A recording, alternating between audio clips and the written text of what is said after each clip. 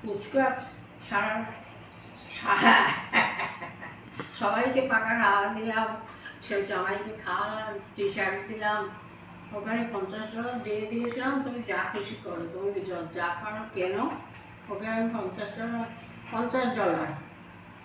হুম, তো বাবা সব $50 দিয়েছে, মেয়েকে $300 দিতে বলেছিল, $350 দিয়েছি, জামাইকে $50 দিলাম। তা টি শার্টটা খুব ওর পছন্দ হয়েছে, টান টান করে খুব এক্সাইটেড হয়ে বসলো। হাওয়া দিলাম, প্রদীপে শিকা দিলাম। আবার মামন বলছে, মা তোমার এত ভালোবাসে দেখাবো, বড় হয়ে প্রণামও করছে।